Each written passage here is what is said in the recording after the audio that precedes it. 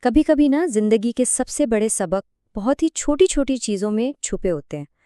تو آج ہم ایک ایسی ہی کہانی پر بات کریں گے جو ہمیں یہ یاد دلاتی ہے کہ جب انسان کو لگتا ہے کہ اس نے سب کچھ کھو دیا ہے، تبھی اسے اصل خزانہ ملتا ہے۔ ذرا سوچئے، کیسا لگتا ہے جب کوئی بہت ہی قیمتی چیز کھو جائے؟ وہ بے چینی، وہ پریشانی جو ہر طرف ڈھونڈنے پر بھی کم نہیں ہوتی۔ یہی احساس ہماری آج کی کہانی کا بالکل مرکز ہے۔ تو آج کی یہ کہانی ہے احمد نامی ایک شخص کی، کوئی بھی عام انسان، ہم میں سے کسی کی طرح۔ اس کی زندگی بالکل ٹھیک چل رہی تھی جب تک ایک چھوٹی سی چیز نے سب کچھ بدل کر رکھ دیا۔ بس ایک بالکل عام سا دن تھا اور اچانک ہی وہ پریشانی میں بدل گیا۔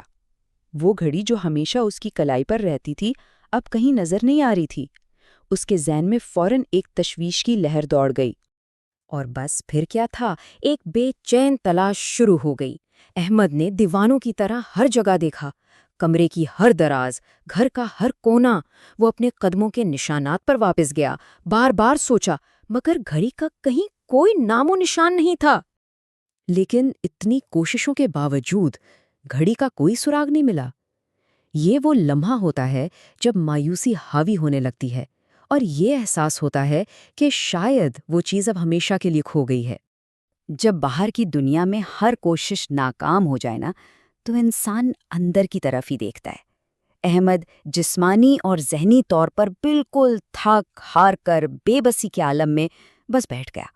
اور جانتے ہیں، اسی لمحے میں کہانی کا رخ بدل گیا۔ تو اس مکمل بے بسی کے عالم میں جب اپنی طاقت نے جواب دے دیا، احمد نے وہی کیا جو شاید ہم سب کرتے۔ اس نے دل کی گہرائیوں سے ایک بہت ہی سادہ لیکن طاقتور دعا کی۔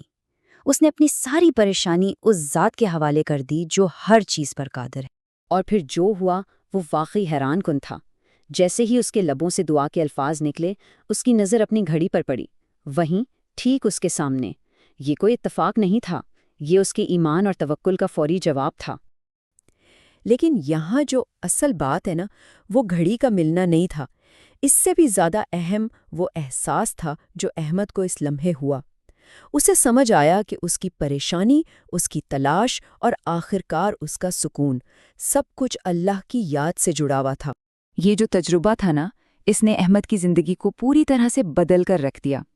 اس نے خود سے یہ عہد کیا کہ اللہ کی یاد صرف پریشانی کے لمحات کے لیے نہیں، بلکہ خوشی، غم اور زندگی کے ہر چھوٹے بڑے کام میں اس کا ساتھی ہوگی۔ یہ ایک نئے آغاز کا وعدہ تھا۔ تو آخر احمد کی یہ کہانی صرف ایک کھوئی ہوئی گھڑی کی تو نہیں ہے نا؟ اس کے پیچھے زندگی کے دو بہت بنیادی سبق چھپے ہیں جو ہمیں ایک گہری حقیقت کی طرف لے جاتے ہیں۔ دیکھیں، پہلا سبق تو یہ ہے کہ ہماری زندگی کی ہر چھوٹی بڑی چیز اللہ کی مرضی اور اس کی یاد سے جڑی ہے۔